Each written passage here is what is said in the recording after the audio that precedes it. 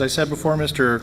Chris Cromie is here with Bolton and Mink to give us an overview of the Trunk Highway 169 at Cassaw 3 intersection. Mr. Cromie. Thank you, Mr. Mayor and members of council. Appreciate the opportunity for tonight to present our progress to date on our grade separation and access study and project development at 169 Highway 3. Tonight I just want to go over a little bit about, discuss the overall purpose of what I've been asked to do from the city, update you on progress on both the near-term improvements and some of the long-term considerations that have occurred, and start talking about next steps to move forward in the project development process. What I was asked to do by this city council a little over a year ago was to advance the design of the bridge and access at Highway 169 and 3. As you know, there was a sub-area plan that was adopted back in 2003 with the interregional corridor that had a footprint for an interchange at this location. Since that time, there's been some questions about the particular design at 169 and 3. So a primary purpose was to work through more of the technical aspects of the concepts at this location and build some consensus between the roadway jurisdictions as to what should be built in that location. Included in our analysis was the recommendations of the 169 interregional corridor study by MnDOT, as I mentioned, in 2003. Since that time, Scott County has updated their comprehensive plan, laid out land uses, expected land uses, and transportation corridors in a bit more detail than was available in 2003, as well as the city of Belle Plaine in their 2008 comp plan update. And finally, our purpose is to identify a funding strategy so that the parties can secure funding for a project in the near term.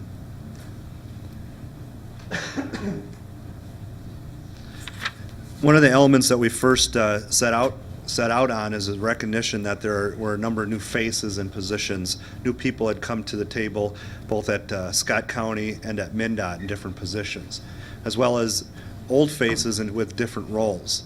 So we began our study to look at the history and some of the decision making that was made prior to 2003, and really expand the understanding of the new people at the table as to why the concept was developed as it was. We then moved on into considering other alternatives at Highway 3, as well as the long-term considerations for a future interchange south of Highway 25. Some of the long-term considerations that I know that you've heard about is interchange access spacing on 169 is recommended at 2 to 5 miles, 2 being the minimum, and County Road 3 is currently 1.1 miles away from Highway 25. This has been part of the lack of understanding as to why we were talking interchange at Highway 3, why some folks at MnDOT didn't quite buy into the understanding and the need for it.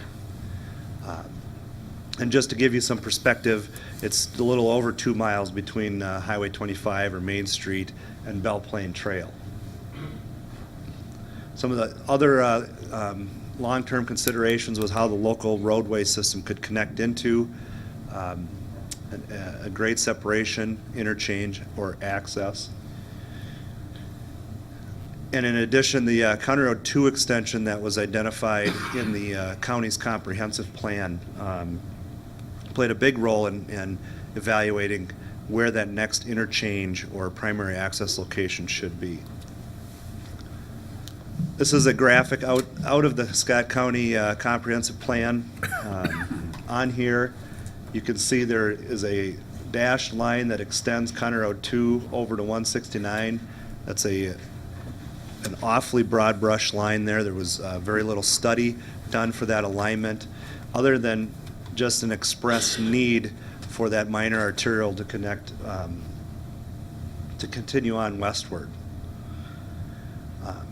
This consideration played into a role as to where intersection locations ought to happen on 169, basically from Blakely Town Hall or County Road 1 up to Highway 3.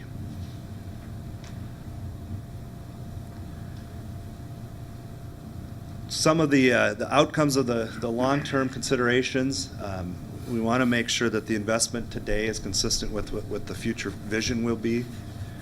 We want to right-size this investment so it not only uses the dollars wisely to achieve or accommodate existing needs, but also into the future.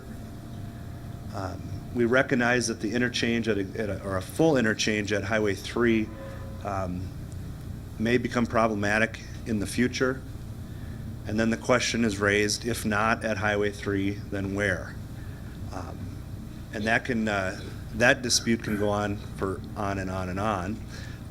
One thing that we do recognize, and it is undisputed by any of the agencies at this point, is that a bridge to provide local connectivity in Belle Plaine is agreed to at the existing 3 alignment.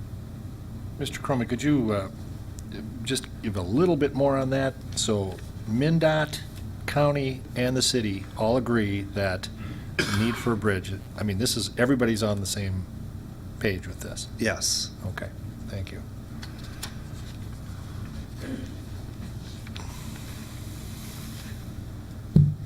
So back to the near-term improvements at Highway 3.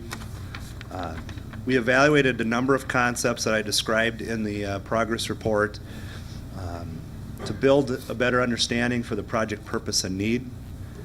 I will say that not all those concepts are considered, what any one particular agency wanted. Rather, they were put there to evaluate the what-ifs. What if we did this? What if we did this? What if we did nothing? What could we expect to happen? Those concepts were evaluated from a technical feasibility standpoint, from including design components and critical design elements, and the ability to facilitate traffic into the future. We reviewed traffic projections or prepared traffic projections and distributions and the numerous access considerations in 2035 as well as 2015. Each of the concepts were evaluated from a financial standpoint, what the construction costs, right-of-way costs may be, project development costs, and what offset